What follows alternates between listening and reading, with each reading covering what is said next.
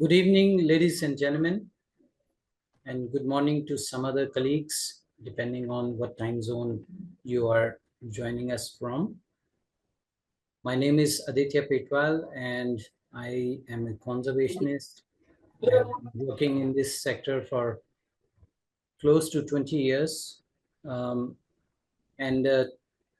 today, as we are celebrating the World Environment Day, on the eve of World Environment Day 2024, I welcome you all in this session.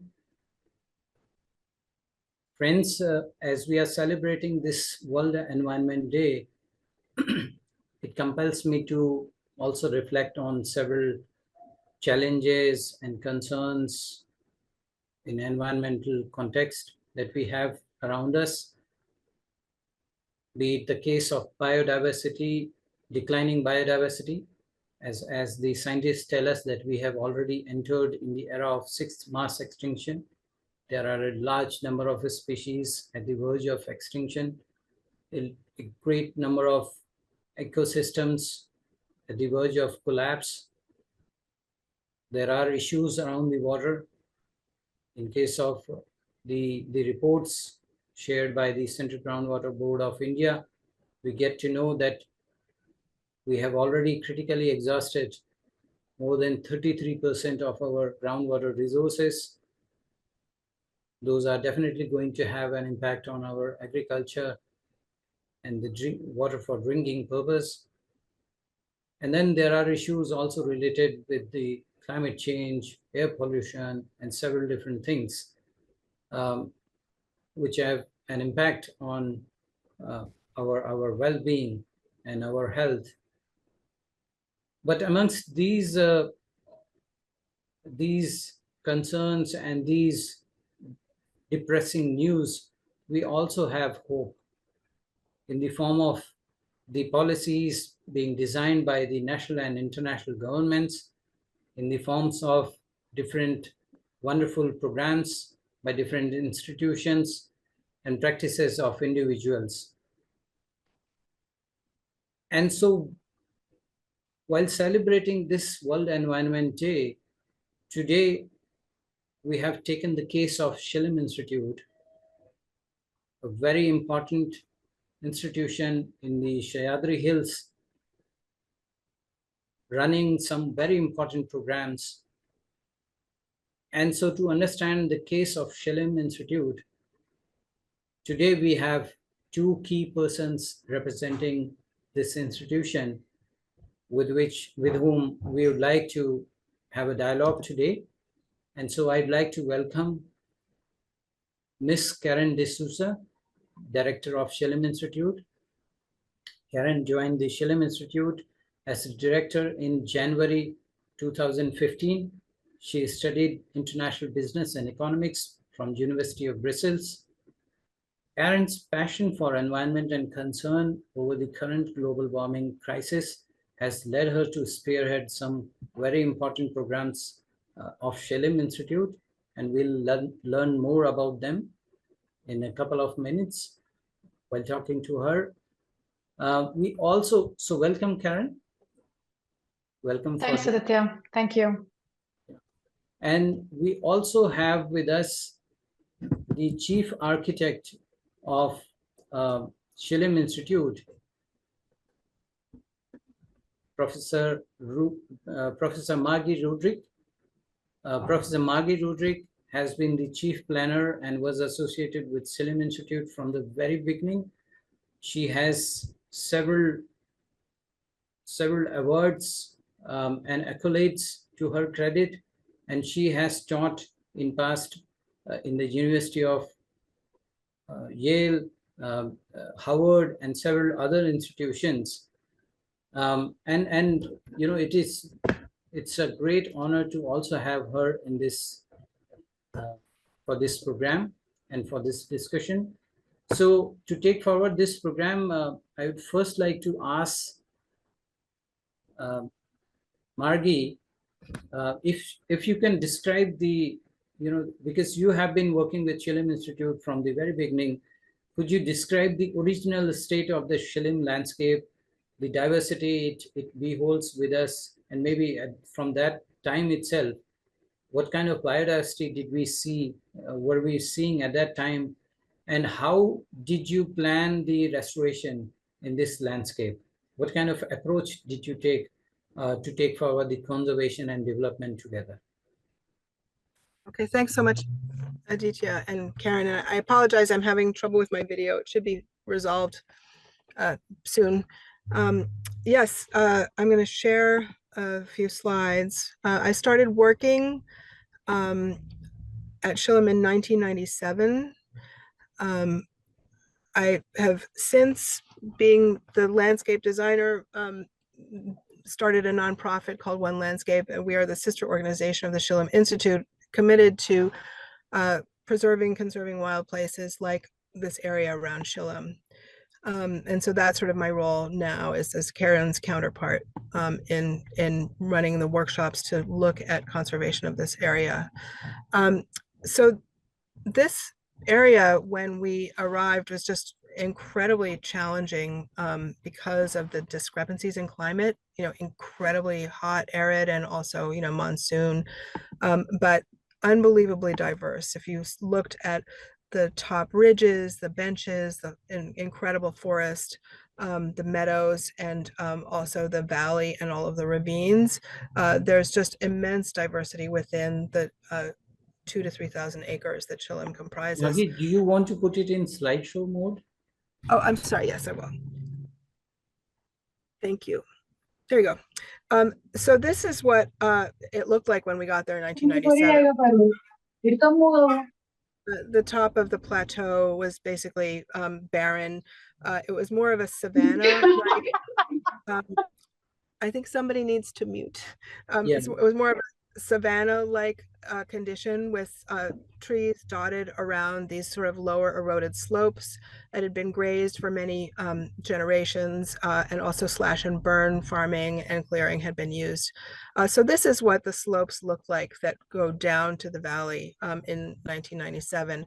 We cut about 1,000 linear meters of contour trenches to slow the water down and allow the plants to propagate and to really start to colonize this area. And over the years, and this is just looking down at the valley, it was very, very rich soils from all of the erosion of the slopes down into this sort of alluvial valley where it was farmed with rice for the most part, and then the nalas that run through the center. So there was so much talk. I'll skip over this because this might be for a future question. But there was so much knowledge within the communities there that was really built upon on how to propagate species, how to make things grow in these very challenging climates. And nurseries were started in 2002, and about 100,000 plants were planted each year to do a major reforestation of this area. This was the line that the ecologists, this larger red circle is the valley, the sort of ridge and valley of Shillem. And the ecologists said, just don't go to the left, to the west of this line where there are all these very intact forests. So we decided to keep all of the development within the disturbed areas, within the rice fields and all of the lower eroded slopes. So what you know now as Shillem and the retreat and the Institute is really this 320 acre plot within this larger preserve. So this is showing how all of the program was now, this is an old aerial, all the program was really positioned around the most disturbed areas, leaving the intact forest and ridges and slopes, leaving them intact. So these are the contour trenches that slowed the water down and allowed for a lot of the revegetation. And this is the nurseries that were built. So this is before and after, about 99 on the left, and then around 2012 to the right, after you've stopped grazing and also done a lot of erosion control measures. And this is almost the same. You can see the Shillem Peak up here. This is around 1999, and then this is now. So you can see how all of this reforestation has really succeeded to create a much, much more lush and varied and diverse landscape and ecological situation. So all of this line here, most of this forest in the foreground is new. Everything in the background is the existing slopes and forests. But you would not know that this is less than 20 years old when you visit it. So this is also before and after you, this is that picture of the lower slopes. And then this is what it looks like with the retreat actually kind of nestled into it. And it was, this is one of the things about planning the buildings here, which was not sort of the norm, which is to disperse the program around so that you didn't have such a big impact on the landscape. So it's more light touch. So go in and make these smaller moves. You can see here how the roofs are kind of faceted to break down the scale so that you wouldn't create this sort of large building footprint within this valley. And then the buildings were sited, this one around an existing mango tree. This is the club, and the Nala, a ravine that goes right in front of it. So all of the buildings were sited around existing features like that. This is the forest suite. We said you can't actually build in the forest. So this is actually the forest suite that was sited, and all of the forest grew up to meet the suite. And this is how it was sort of cut into the slope so that you didn't have these sort of big footprints. So this is how it all sort of dispersed on the site with various paths around. And you can see how the bowl now becomes the kind of major goal and attraction of coming to Shillem.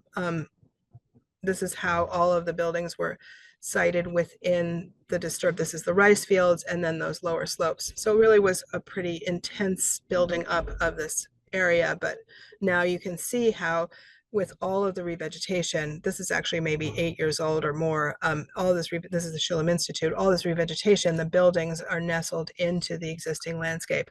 And I think Karen is going to talk a lot more about the Shillem Institute, so I'll just, but what we're doing with our conservation workshop is to look at this area around Pauna Lake and say, can we do something like create a conservancy to promote conservation of this area, because this kind of thing is happening. You know, all the development that's been happening in the last 20 years is actually really reducing a lot of the health of this area. This is just the light pollution. This is the kind of development that's been happening nearby. So this 2,000 acres has really now been protected from this kind of development, but how do you set the norms up to protect the areas beyond the 2,000 acres? This is just the kind of thing. So this is the larger area around Lake Pauna that we all recognize to be the area around Shillem, and this is the watershed right around Lake Pauna. And we've done a drawing just to show this as our area that we really want to put into protection with better regulations, and then also changing the culture. And I think Karen is going to talk a lot about that. But so this is the sort of watershed area, the yellow line, and then these are the mountain ranges, both important ecologically, but also culturally, with various forts and other sacred sites. And so this is sort of our site to look at conservation. And then I think I'll just let Karen take it from there on what the Shillem Collective has been doing to promote conservation of this area. Thank you. Thanks so much, Maggie. And yeah, I have been to this landscape a couple of times, but, you know, seeing it through, you know, taking a bird's eye view, and, you know, with the help of your pictures, certainly it gives much wider perspective. And so as I understand, this landscape that we are talking about is more than 2,000 acres. And, you know, in some places it talks about somewhere I read that, you know, the area was 3,000 acres. So I'd like to understand from Karen, what is the size of landscape that we are talking about? And then, you know, also continuing this historical context, if you could also throw some light on how did it actually started, um,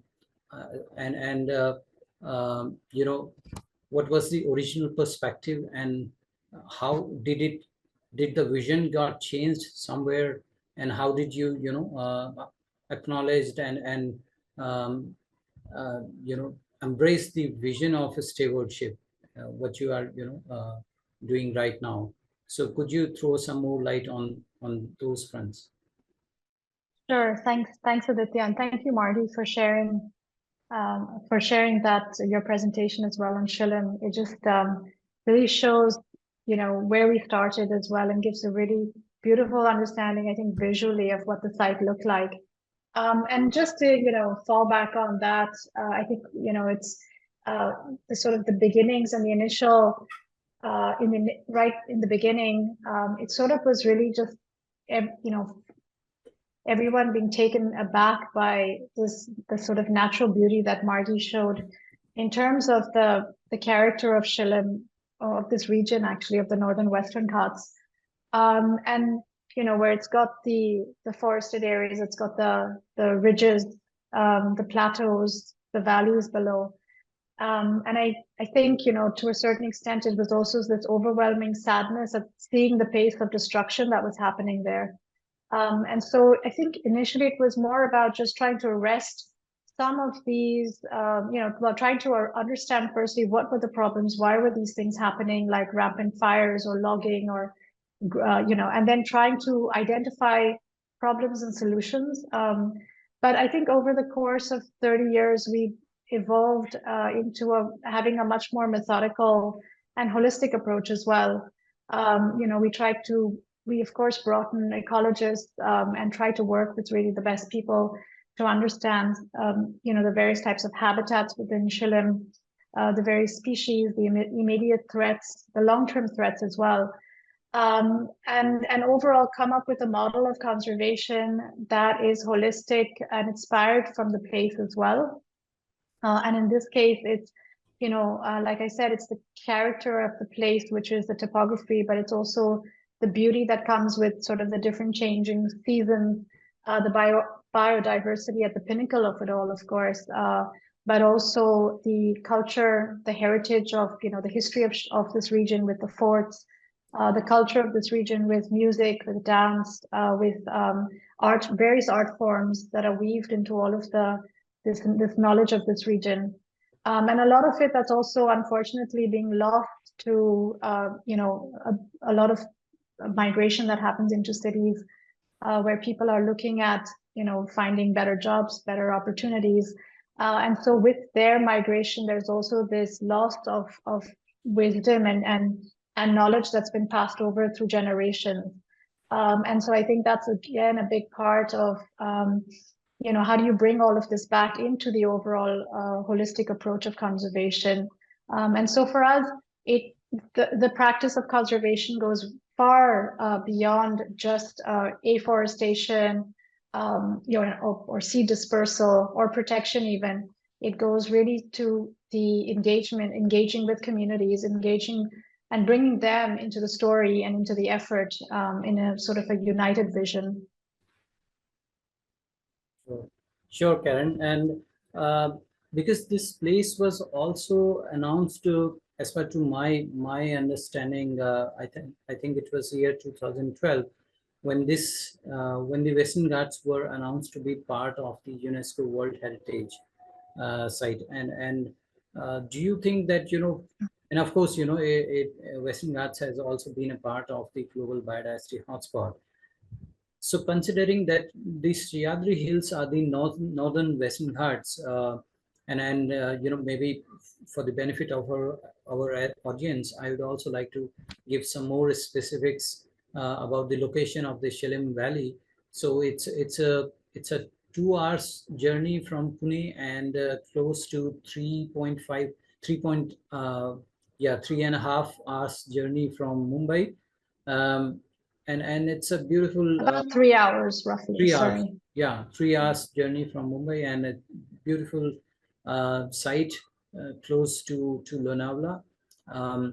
that anyone would like to, if they wish to visit, I'd certainly recommend and encourage them to explore this site. And so this area got recognized as the UNESCO World Heritage Site in the year 2012. Do you think that has also influenced some of your maybe restoration strategies or the vision that you have finalized for the Shillem Institute? Would you like to talk a little bit more about it? Yes, of course. I mean, I think the fact that it is a UNESCO World Heritage Site means that it is a complex and intricate system that must not be lost. The UNESCO site also gives us a lot of recognition, but it's also a super important place because it serves as a major regulator of climate, especially in India. But also, there's spillover into the rest of the world as well, in terms of the global climate effect that it has. And so, as we're seeing, Aditya, now, the sort of heat waves in India, that's only something, unfortunately, that's going to increase as we're seeing more and more of our forests that are being lost over the years. And so when these huge chunks of forests are being lost, essentially all of that possibility of sequestering carbon from the air and putting it back into the soil is lost. And so you're having, all of these carbon emissions actually going back into the atmosphere. And that's one of the major reasons for climate change. And that's one of the major reasons why we're seeing issues like, these heat waves and temperatures increasing. And I think that's something that's only drastically going to increase. So yes, in terms of carbon sequestration, the entire Western Ghats range, because of its forest, has a significant role in India and the rest of the world. And like I said, because it's a UNESCO site, we do get recognition, but without sufficient guidelines and effective guidelines, especially towards development and large-scale industry, it's hard to control, the kind of rapid loss in biodiversity and forest in this region. But at the Shillem Institute, we try to partner with the best people, with the best institutions, and really come up with sort of gold standard practices for conservation. Of course, the first one is protection, but understanding what are the top indicator species, what are the habitats that they need to survive, what are the types of, and how do you collect and monitor all of this? So, we use trap cameras within the property. We also look at data collection specifically for this region, because in fact, while the rest of the Western Ghats, especially as you move down south, there's been a lot of information that's been collected and data for ecologists, scientists to continue working on efforts. Unfortunately, in this part where we are based, in the northern western part of this region, there aren't actually that, isn't there a sufficient amount of data that's been collected here. So the Institute is really working on all of this data collection, mapping out, patterns as well that we're seeing in sort of changing habitats. And so I think this is sort of really a big part of, the impact that we're seeing as well as part of the Institute. But of course, the major challenges that we're seeing are really the changing, changing habits of people. I think, for example, the forest fires that we see that consistently happen in the summer months, that's something, that's been sort of now engrossed. It's a practice that it's hard to get rid of. And like I said, it's when you have because of the proximity to Mumbai and Pune, and you have all of this migration happening, there's a huge loss of knowledge. And it's also the livelihoods that sort of people rely on. I think going back, in time, you would have more and more people depending on forests and therefore nurturing them as well, because they're very, they sort of relied on them so closely for their existence. But because a lot of that is gone, you have now less protection towards this areas actually, which is the irony of it all. So this this is sort of the significance of the Shillem Institute being part and being an important stakeholder in this region. Sure, thanks. I would move to Margie. Margie, when you were sharing your slides, some of your slides, and then you were showing that how the inspiration was also taken from the what kind of design that we were already having in the landscape. And so different role players did come up to um, to actually design the whole landscape and the other architecture that was used in developing that landscape, and perhaps you worked with several different role players along with the actual owners of this land. So could you also reflect on the roles of the different other stakeholders who you worked with at the very beginning when you were actually planning and designing this landscape? And also, if you could also reflect uh, if, being amidst this kind of unique biodiversity, if the sense of conserving the biodiversity influenced all the planners and proponents equally, or how did it flow across these different stakeholders? And when you're saying stakeholders, do you mean, because it was really the client, it was Ryder, with I mean, it was a very small team to begin with. It was really Ryder with Ryder's team of planners and designers. And we actually worked with Pune University, the ecologists there, to come up with that line in the sand that I showed you. But it was actually interesting for me because I'm used to a process. So we had a team of architects. Vrinda Khanna was working with Ryder. She's an Indian architect who had worked with Stephen Harris, an architect teacher of hers at Yale University. She invited him to come work on the master plan, and he invited me because he's an architect. So we were the team originally, the sort of design team.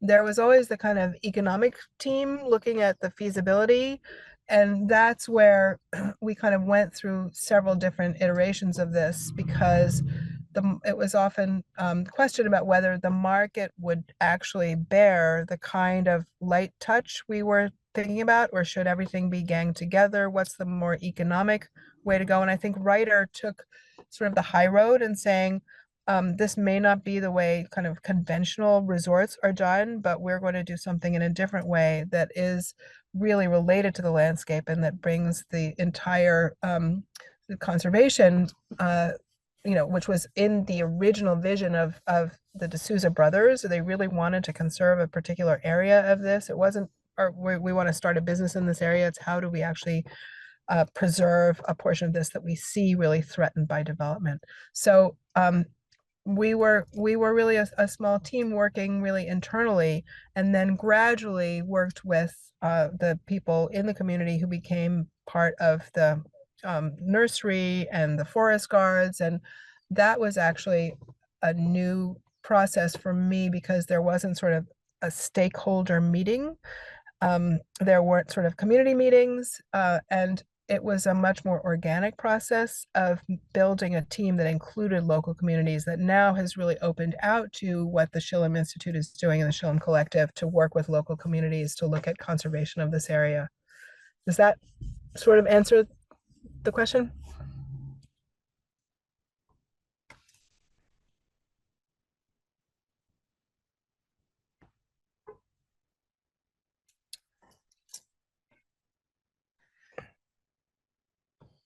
Aditya, I think you're on mute.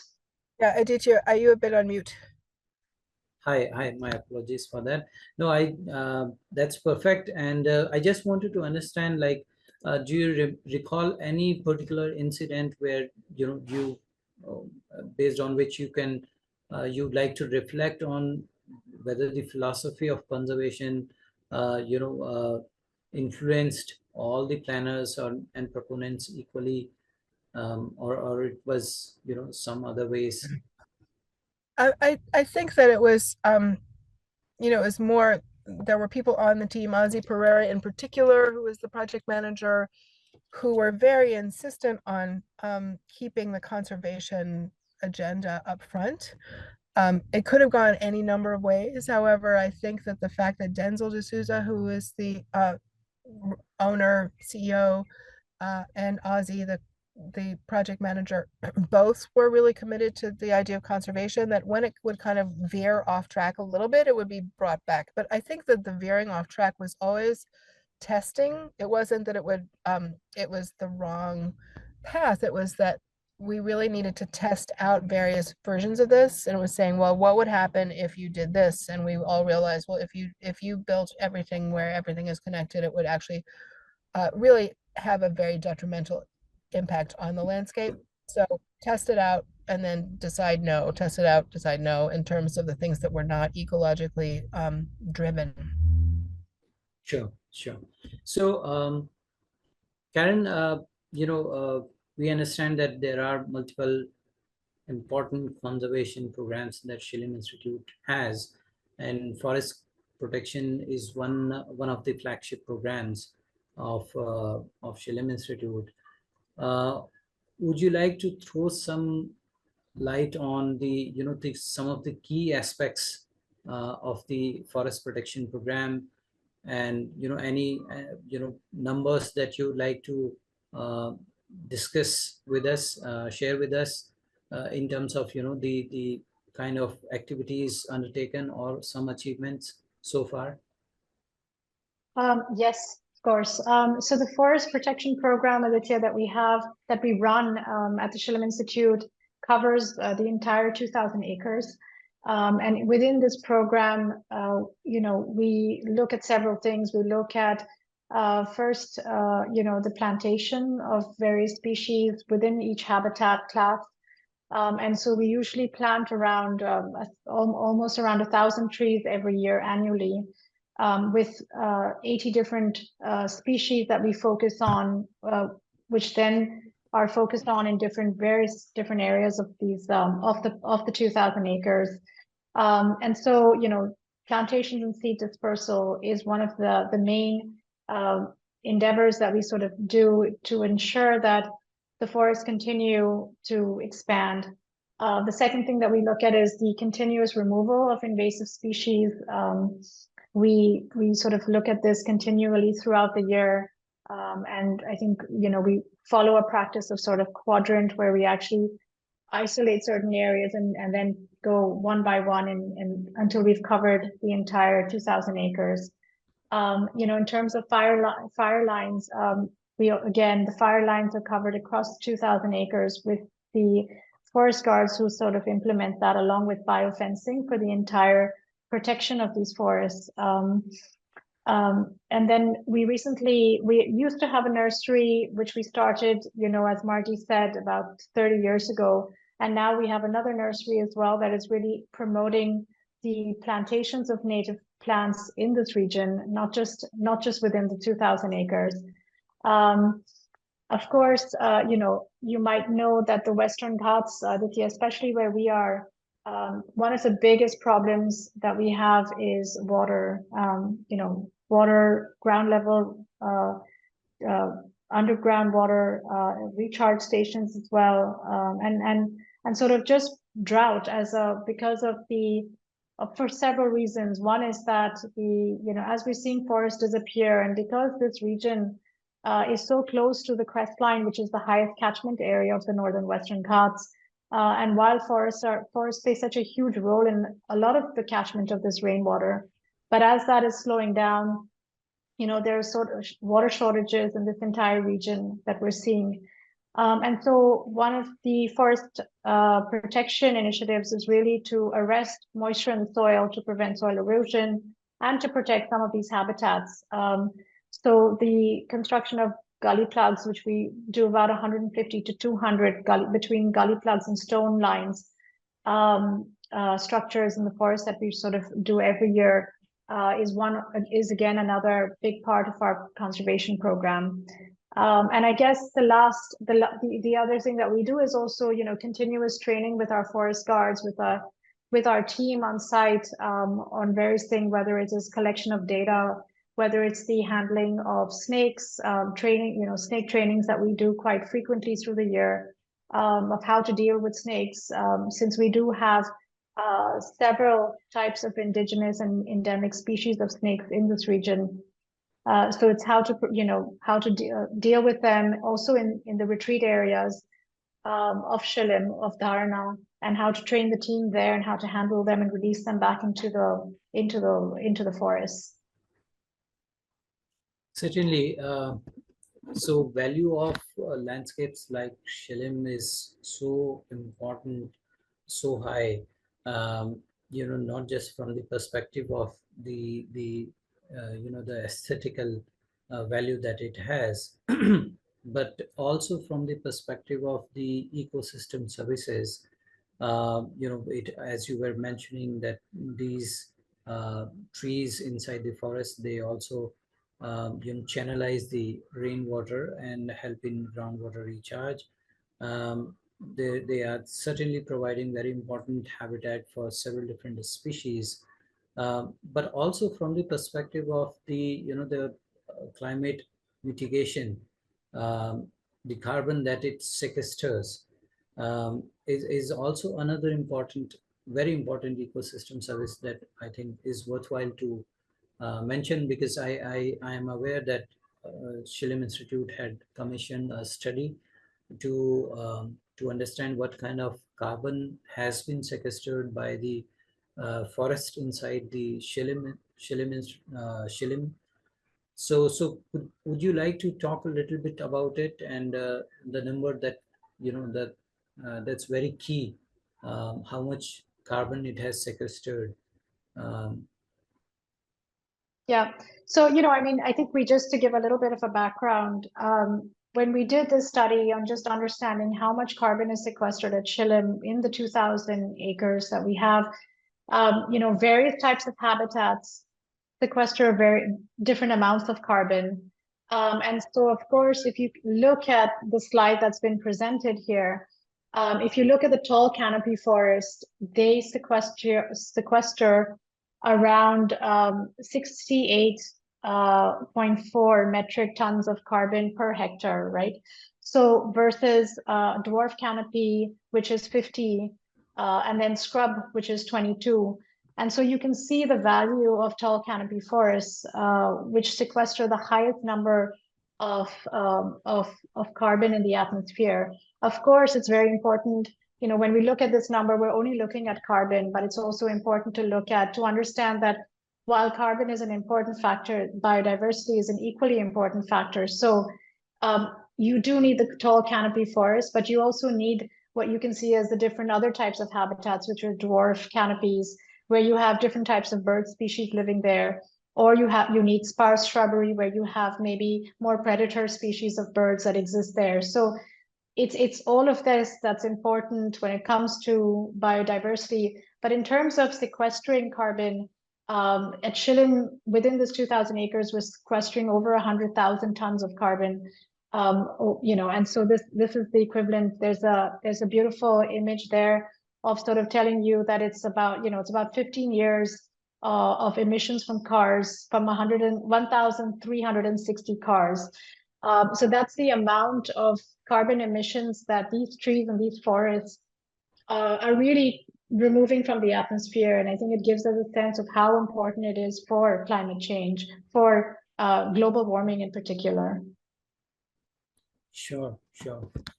So certainly, I mean, the forest protection program and some other associated programs to it are really key, and there is a lot to talk about it, and but we have only 1 hour to discuss several different programs that Shillem Institute has. So now I would also request you if you could also share some details about the another flagship program of Shillem Institute, the Green Squad, related to the environmental education. So how does Shillem Institute leverage its conservation work to educate and inspire future generation of, for the environmental stewardship? Yeah, we developed the program of the Green Squads really because as we were moving along this journey of conservation, it was sort of looking at, okay, the future, how do you carry this vision forward?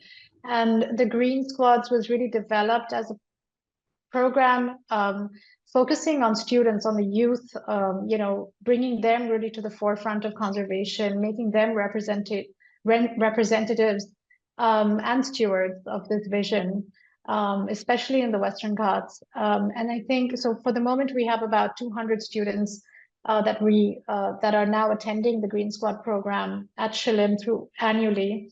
And we've engaged about 12 schools, and this number is only increasing incrementally, 2 to 3 times every year, which we're trying to broaden it as much as possible. We usually work with students between the age gaps of 7 to 10, but now we're also trying to bring in younger children between the age gaps of 5 to 7. So the age gap right now that we're looking at totally is about between 5 and 10 years old. And the reason that we're looking at this age, these years, because there's such formative years in childhood of, and so I think it allows for children at that age to kind of foster these values, and I think also have this understanding, this relationship with nature. I think more and more as people, as we're living in cities, we're disconnected from all of this, and so when you lose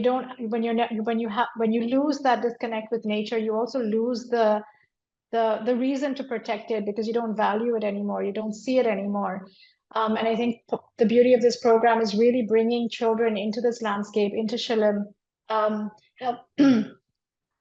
taking them out into the forest, showing them various, whether it is, small species, larger species, whether it's getting them familiar with why certain webs of the ecosystem are important. And we cover all the modules from land development, from water issues. And I think through the program as well, we also try to understand, because a lot of the students attending are from the local region, also understanding, what are the things that they see, and what are the things that they're facing in their communities, and how we can kind of start addressing this through the program as well. And here there's a wonderful slide that shows some of the other programs that we do as well.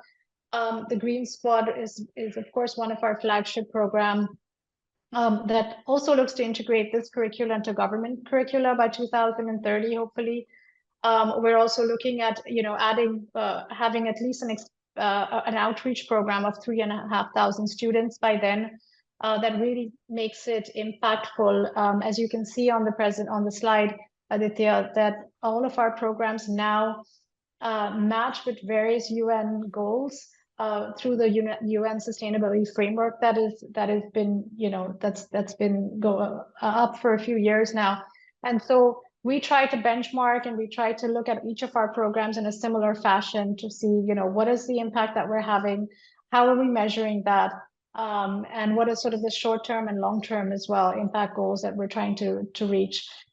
In the eco restoration program, we're also looking at, when we look at habitat protection, we look at also what are the species maybe that we're trying to bring back. One of the things that we've been discussing with some of the ecologists that we work with is, bringing back the great hornbill in this region. But it's also the complete elimination of invasive species. And of course, we work a lot with the community. Like I said, the approach that we have in conservation is a very community-centric program that equally sort of brings back that harmony with nature, but it's really focused around the communities that live there. And lastly, and I think, since we don't have much time, and because Margie and I have been working on this initiative of the Shillong Collective for the last, I think, 4 or 5 years, maybe even more actually. I'll let Margie speak a little bit about the Shillong Collective, and then I can come back at the end. Yeah, sure. Margie, your reflection on the Shillong Collective program, could you, briefly tell about the program, and then how do you see this program progressing, and, any kind of indicators that you like to talk about to measure the progress? Yeah, so one of the things I think running through my slides for today, I was aware of, how important local knowledge is to sustainability and conservation. And I think in the work of the Shillem Institute, some of the various advisors have also been talking about how important, community sort of understanding of sort of traditional practices, how important that is for sustaining life in an area, in an ecosystem. And we've been, Shillem Collective grew out of the work that we've been doing, sort of mapping these areas to look at not only what are the ecosystems, but also what are the various interactions between humans and ecosystems. So for instance, the various, Karen was talking about invasive species, having programs, this is sort of larger, not necessarily the Shillem Collective right now, but the goal of One Landscape in the Shillem Collective is sort of promoting programs that will integrate sustainable livelihoods with conservation, because having the people who've lived there forever stay living there and continue to participate in and contribute to the ecologies of the area is very important. So things that you can't see, like for instance, the way people have used various species to create textiles and baskets and things has been, part of the ecology of a system. So we've integrated, we have tried to integrate the arts in our conservation work to say that it's really important also to have artists come in, not only sort of contemporary artists, to have more ways of looking at these landscapes and of revealing these landscapes, but also working with local communities and local artisans to really put into the foreground how important these traditional arts and crafts have been to these ecosystems. So the Shillem Collective is not only mapping and looking at the ecosystem, Oikos, the conservation restoration group has been working for about 8 or 9 years doing the mapping of all of the ecosystems and landscape types within this area, but also there has been a whole kind of cultural mapping program looking at the many indigenous communities that are within this area and really getting deeply into how they have done their craft and work over the years. And it's really important to us in thinking about conservation, whether it's a conservancy of this whole area, to actually build it from the ground this way, rather than coming in and saying this area needs to be cordoned off and it needs to be protected, to say, how can you actually promote work and work that humans do that will contribute to the health of this area. So Karen, I think maybe you probably have more to say on the Shillem Collective. It's very broad. So I do think that talking about, this incredible team of some of the major conservationists in India, including the head of the Wildlife Conservation Trust and the Forestry Department, they've all sort of rolled up their sleeves and said, this is a really important project to us, not only thinking about this area of the Sahyadri, but also thinking about conservation in the Western Ghats in general, and that the Shillem Collective can actually do some work that will be a little bit of a test run for conservation programs in the larger area of the Ghats, of the whole Western Ghats. Absolutely, Margie. I think you've said it all just now. I think one of the sort of the unique features of the Shillem Collective and just the endeavor is because it goes beyond the 2,000 acres private sort of land ownership, but it really uses this as a model for conservation, as a model also to engage other private landowners to maybe adopt some of the similar practices that we're doing. It's sort of, one of the things that I'm looking forward to particularly is having these discussions and seeing where this leads in terms of just more and more people taking up conservation practices in India, from some of the sort of private landowners. And I've already started to hear about a few of these things happening. And I think it's just wonderful to see this. this effect that's sort of that we're seeing. But like you said, I think one of the major and the unique features of the collective is really that it's a multidisciplinary initiative. It's a collaboration between One Landscape, which is really a global, a global NGO, and then with the Shillem Institute, which is a local Indian NGO. So I think it gives us a very local perspective, but with a sort of global outreach as well. And I do think that incorporating, a big part of it is incorporating the arts. And when we say that, it's about bringing in, like, over in January and through the course of the year and going forward as well, we will be having, as we have had in the last few months, various types of artists representing through various different forms, whether it's visual, whether it's sculptural, whether it's installation, whether it's music and sound. Having artists also come into this story of conservation to be able to actually represent it for us. I think we're not always the best representatives of, of how, of how sort of, the impact that we have on nature and that it has in turn on us.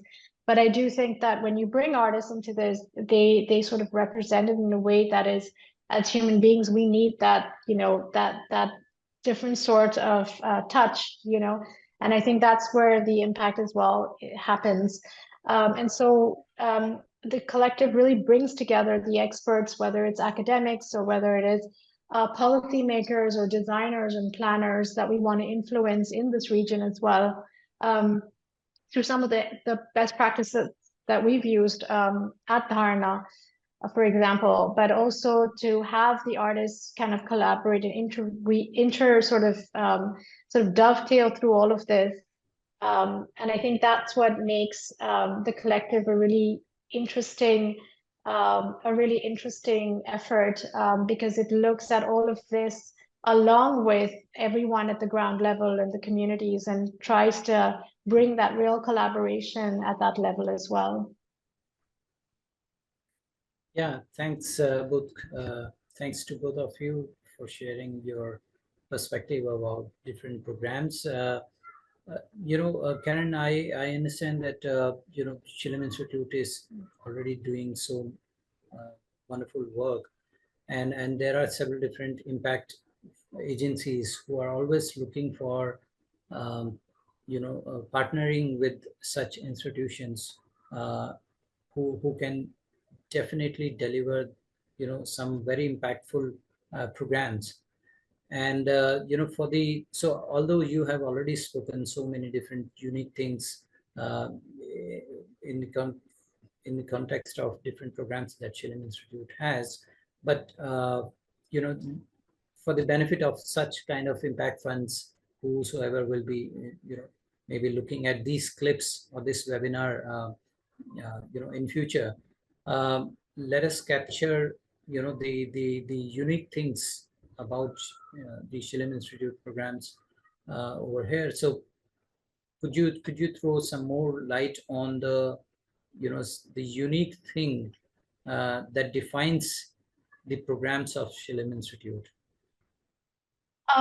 Very quickly, Aditya, since I know we only have about a few minutes left, I think that when we're talking about what is the unique, every program that we do starts with research. It really starts to understand what are the problems on ground. So a lot of the surveys that we do, the research that we do, the outcomes that come from all of this is then guided by some of the experts that we bring into these conversations.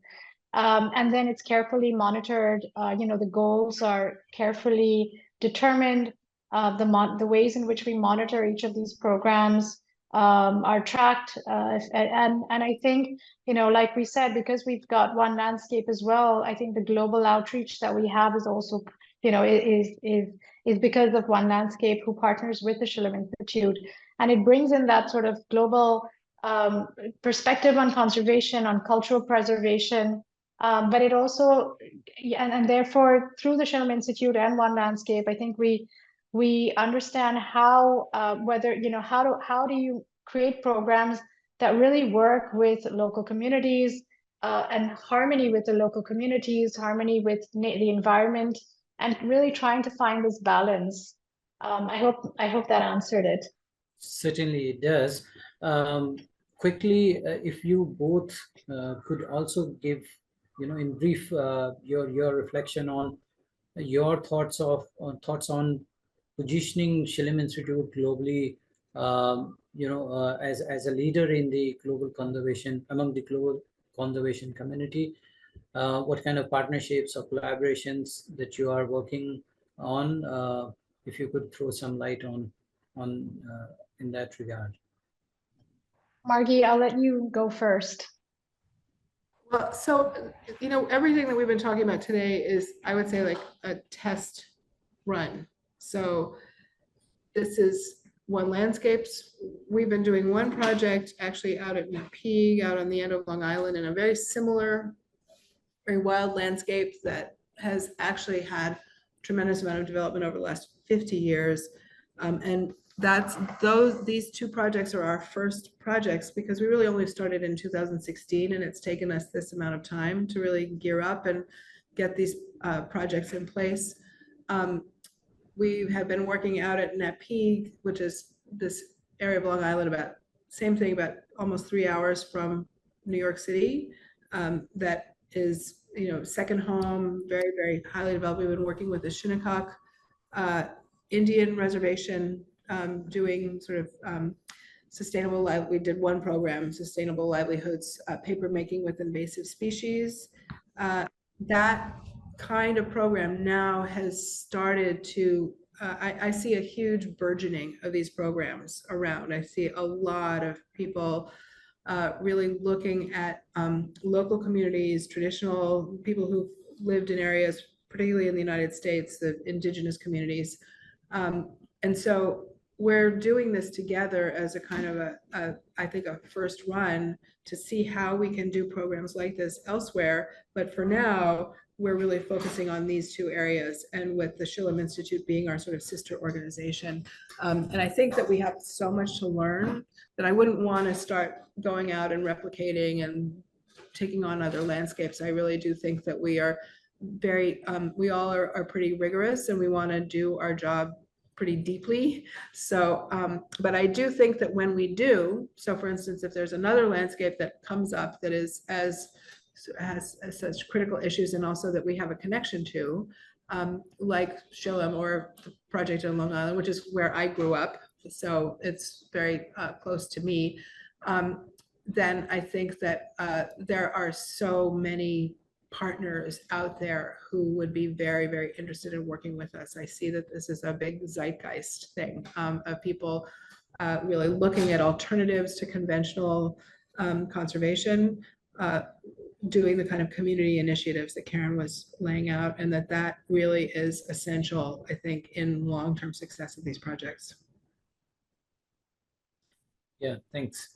Karen, your thoughts on positioning SI globally?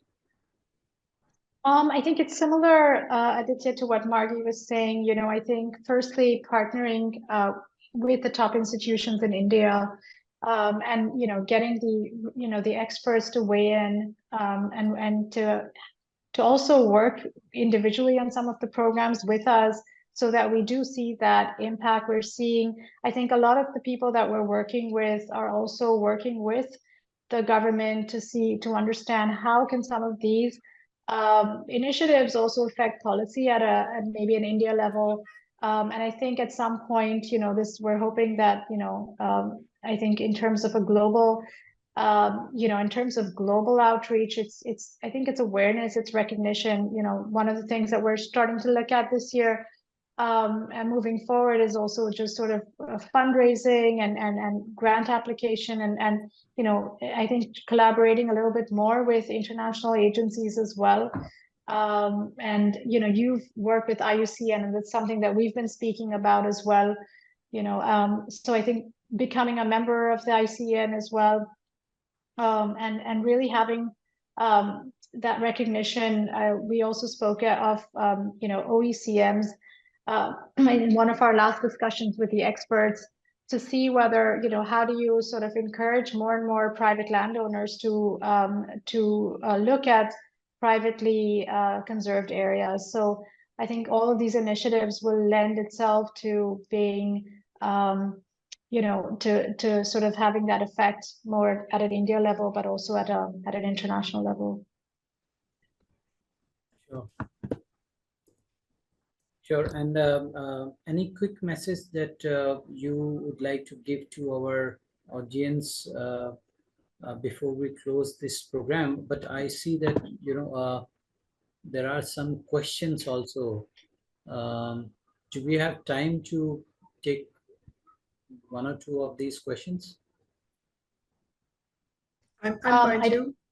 Yeah. Yeah. So I think Sean is interested to understand what policies have you guys incorporated for incentivizing businesses to adopt these sustainable practices? And then there is another question: role of technology plays at Shillim in monitoring and protecting the endangered species. So perhaps the camera trap. Karen, do you want to take the question of technology that plays at? Sure.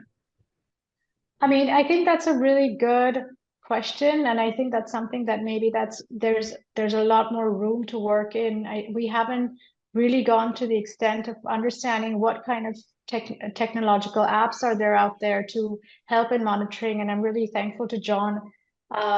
I don't know, John, where you're sitting. Are you in India or are you somewhere else? But it's great to have a question like that because it encourages us to also think in that way.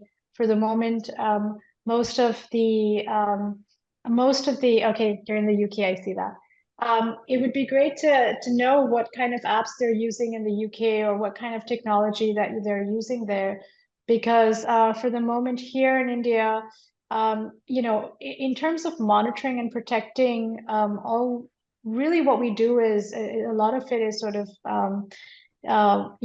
capturing data and sort of looking at, sorry, I'm reading the questions as we're speaking, but a lot of it is mainly done through the trap cameras where we actually collect information on a weekly basis, and look at whether it's animal corridors, whether it's number of species that we see, and find certain patterns in the various habitats. So that's mostly what we do with technology. I wouldn't necessarily call it technology in the way that maybe you're asking, but I'd be very happy to know what kind of technology they're using and maybe internationally in the conservation field.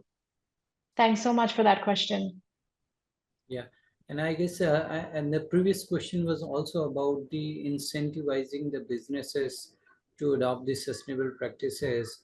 Do you see, perhaps I can share my perspective, and then maybe you can also share your perspective, Sure. as well as Margie, you can also share your perspective.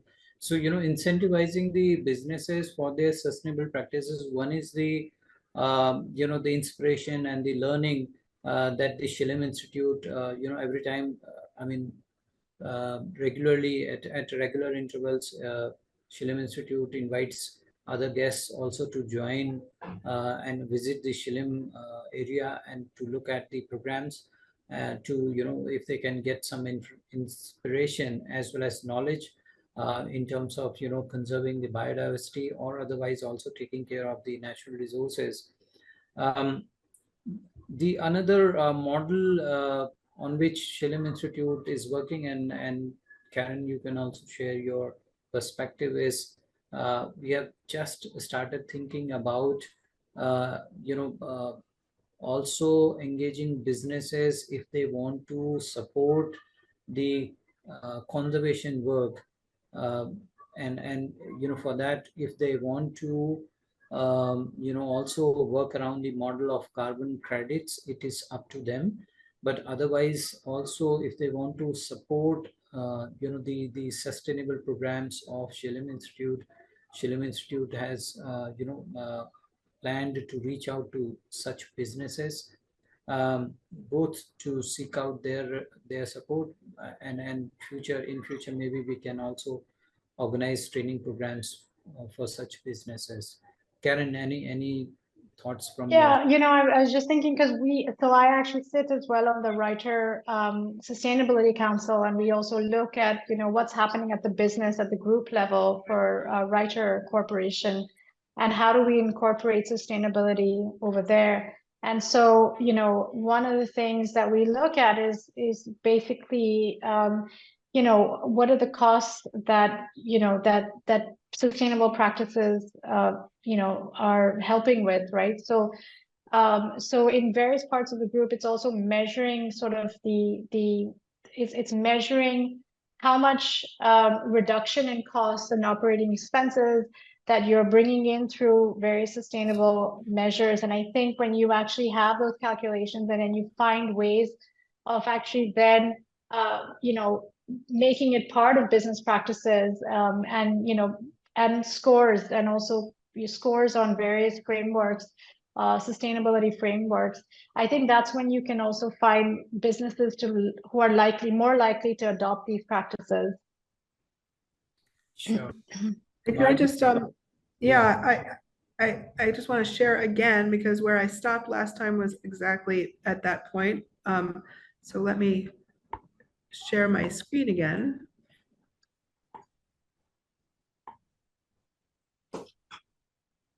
And this was so we were looking at various models for conservation and conservancy. And one of the models is to create, and this is a long, like a very ambitious kind of a program, but to say, can we actually create a zone that's almost like we call it the Wild Futures Zone, but to attract businesses that actually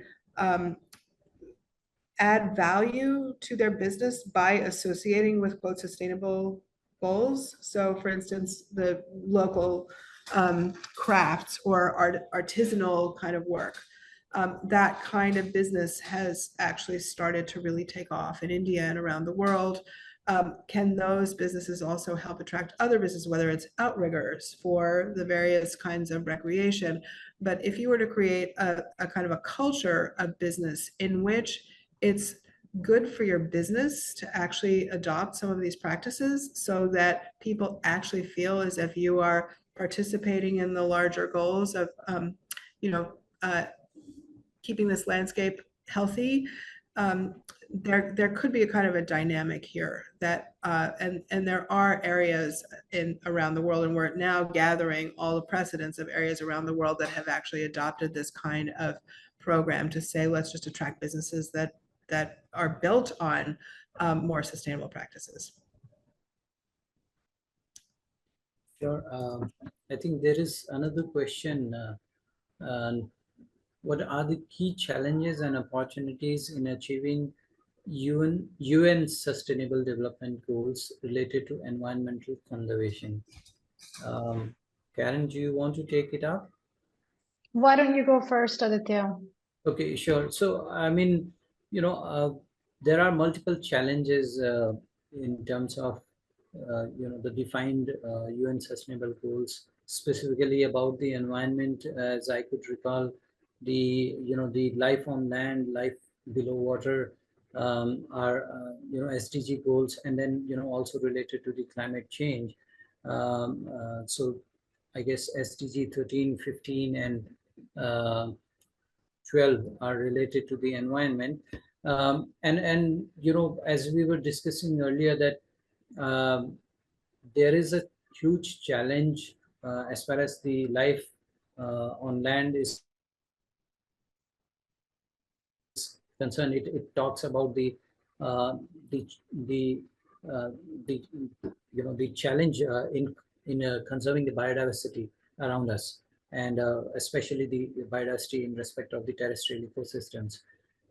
So we were earlier, I was talking about that we have already stepped in the era of 6 mass extinction, although the process of the extinction and evolution is a natural process. But in this era, the rate of extinction has multiplied thousands or more than 1,000 times. to the natural process. So from that perspective, as far as the opportunities are concerned, the kind of work and the kind of vision that the Shillem Institute has taken, wherein a private land of more than 2,000 acres, which could have been used for any other private purpose, is being maintained and conserved, and with a philosophy of stewardship, is something that is a true inspiration, and that actually is working on ground towards the achievement of the identified sustainable development goals. Similarly, in respect of the climate change, as Karen was earlier explaining about the important ecosystem service of carbon sequestration. So that kind of, whatever number that was in terms of in million tons that has been sequestered in form of the long-term carbon pools, is another important way of contributing towards the sustainable development goals. And so such kind of private lands are very important opportunity for us, as well as for the national and subnational governments. We have been discussing this in our Shillem collective meetings. How do we, set up a dialogue with the government, wherein they could also understand the perspective of the landowner, and they should also, provide some ground by incentivizing the private landowners to keep doing the good work that they are doing. So there are such other huge patches of private lands, which can also be maintained and utilized to promote biodiversity conservation and climate mitigation efforts. Also, for channelizing several different ecosystem services. But there is a need of a dialogue that needs to be done between the private landowners and the governments of these at the national and the supranational level. So that's how I see this question. And if I could add to that a little bit, Aditya. I think it's also that when you benchmark and when you look at, I mean, one of the reasons that we took up the UN goals was also that it allows you to benchmark each of your programs, but also in terms of in terms of India's agenda on climate, right, and the ways in which it's looking at mitigation. One of the things that we spoke about very recently, and we've been speaking about it for a long time, actually, is the 30 by 30 goal, right, of India, of achieving 30% of India's land surface, putting it into private conservation areas by 2030. And I think one of the top conservationists of the country who was part of that discussion with us said that it doesn't seem likely to happen. And in fact, the only way that that's possible to happen is, and it needs to happen. It's not sort of something that can't happen, because it's already been agreed upon in the international forums as well. And so I think part of that way of achieving it is also by having private landowners such as us being incentivized. And I think that's something that governments will start looking at, as they're seeing that it's not happening at the government level, but it's coming more from private landowners. The incentives that private landowners will start receiving for protection of forested areas. Yeah. Sorry, and also, supporting livelihoods of some of his local communities around there as well. Yeah. And then there is a question about the sustainable production and consumption. I really feel excited that, looks like the participants have really enjoyed the discussion, and they're really throwing to us some very important questions. Should we continue? I understand that we have past the time limit. Yeah, maybe we can take one more question. Yeah. So this is about the sustainable production and consumption, and Do you think there is a need to promote sustainable consumption and production equally as the world is driven by consumerism? It's a very important question. Maybe, Karen, I'll take Yeah, first a stab to it, and then you can add. please go ahead. One Yeah. of the sustainable development goals, defined sustainable goals, talks about this very important, area of, promoting the sustainable consumption and production. As far as the sustainable production systems are concerned, it starts right from the field of the farmer. If I take the perspective of Indian agricultural landscapes, we are, till now, our exports in many of the agricultural commodities, we have reached to, top, in many cases, top five exporters. So, but at the farmers field, we see that the practices are such that we are adding so much of chemical synthetic inputs, to the ground, which does not get assimilated in full, and then it overflows, runs off towards the water bodies, and pollutes our land. It pollutes our water bodies, and then gradually also move towards the ocean, leading to the ocean acidification, and then enhances the global warming potential, and so multiplies the problem. So sustainable production is certainly very important. How we are producing, at what cost, environmental cost are we producing? And this, it's not just the case of the agricultural farm fields, and not just the case of the chemical inputs, but also the kind of water volume that we are pulling out from the groundwater resources. But also, as the food commodities are traveling, along the food value chains. So at the moment, at global level, we understand from different research that the global food value chains are such that the 60 countries are today totally dependent on these food export value chains. So that means that they are, if the import and export of these food commodities stops, or sees some kind of barriers, they are going to get hit hard. And the interesting fact is that there are 5 countries who are supplementing or providing 80% of the food commodity, on which the food security of many countries is depending.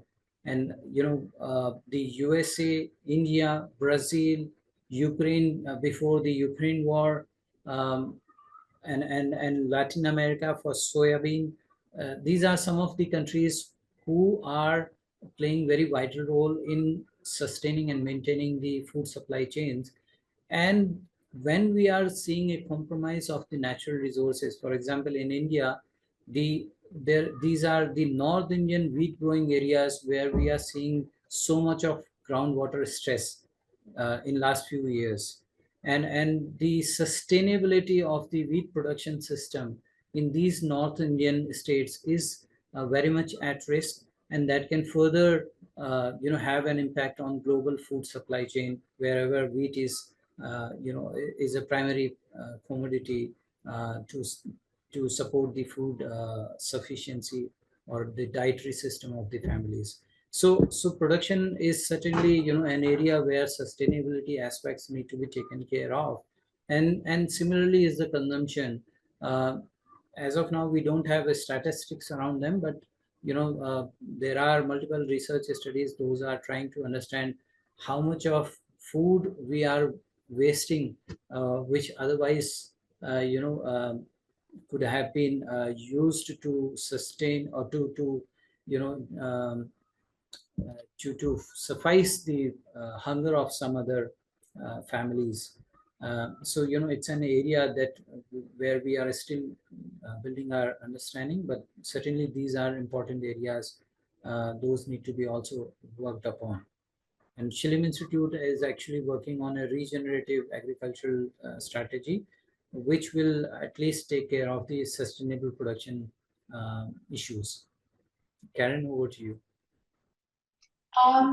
Sorry, I kind of missed the question. Do you mind repeating it, Aditya? Yeah, so do you think there is a need to promote sustainable consumption and production equally as the world is driven by consumerism?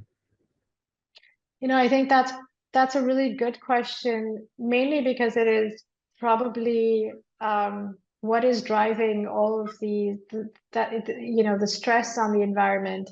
I mean, we're just over 1 billion people just in India. However, most of that population does consume far less, probably, you know, a tenth or even less than that of probably the American household, right?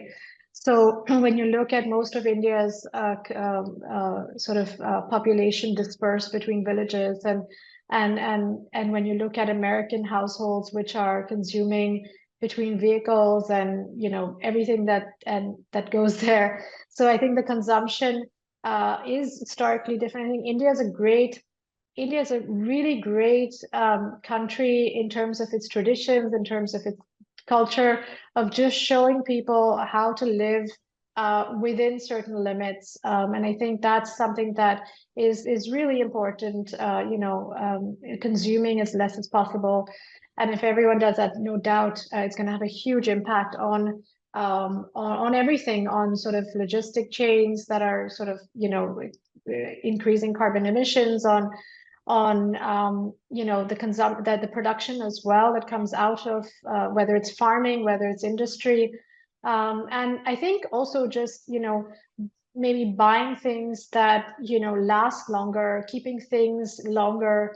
You know, I think there's this tradition, you know, in India of passing down things or using them for a really long time until it's passed down. I think the problem now with trends and all of that is that things kind of get used for a very short term and it's junked, right? And you end up having these huge landfills of whether it's technology waste, whether it's food waste, whether it is textile waste, plastic waste.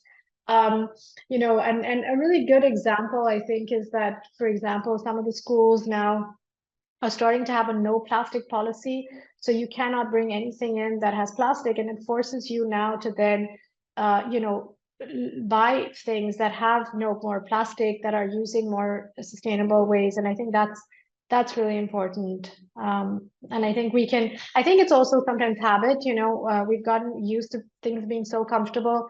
And I think once we start to recognize what can be achieved just by daily practices, I think there's a big shift in mindset that happens, and a change of habits, and of course it's a huge impact there. So on that note, actually, there is also another request or question. Please share some action points for the public to implement them, means these sustainable practices that people can implement in their own capacity for environmental conservation. Margie, any thoughts from your side? And then Karen, some reflection from your side before we finally close this session. Margie, you are on mute. Yep, sorry. I think it builds on what Karen was just saying in terms of exporting less. So I don't know if people live in apartments, this might not be that relevant, but actually you can mobilize your whole apartment building to do this, but just to export less. So in terms of waste, and that is in terms of your consumer kitchen items, but it's also in terms of the items in your yards. So, you know, the whole leaf blower culture is kind of crazy, and, you know, it's not actually that good for the actual promotion of the sort of ecologies in the area. So mowing less, exporting less, and using zero chemicals. And we have this issue all the time in terms of invasive species, because you know, some invasive species really are not that easy to combat without chemicals, but, you know, really trying no pesticides, herbicides, and, you know, unnecessary nutrients, using organic materials as much as possible. And, you know, there are so many books and manuals and guidelines out there about how to do that in your personal life. I think maybe we could provide a little bit of a list of the kinds of resources that you can turn to look at this. And I get this question all the time at lectures and talks. You'll say, this is all great, but how do I actually make some changes in my daily life? And so I think having that be part of what we're doing with the collective would be really useful. I think actually this is such a great, for one of our next webinars, just to have a whole session dedicated to what you can do day to day at home. Because it'll bring just so much of inspiration to people. Yeah, I agree. Sure, and you know, I could see there are still questions coming in, and but we'll have to close this session as Karen has mentioned that we would love to conduct more of such sessions, and we really, you know, we assume that you must have enjoyed this discussion, and equally we also, you know, are enjoying taking your questions and you know, including them in our discussion. So but here we'll have to close this session. So Karen, Margie, thank you so much for sharing your perspective and, you know, very valuable insights about the Schilling Institute's programs and plans. And you know, equally I'd like to thank all the participants who remained with us till so long and actively participated and submitted their very important questions from their side. So we would like to, you know, keep in touch with you in future as well, and would like to see you very soon in our next session, next webinar. Thank you so much. Have a great Thank you. Thanks, everyone. Thank you so much. day. Thank you. Okay. Thanks.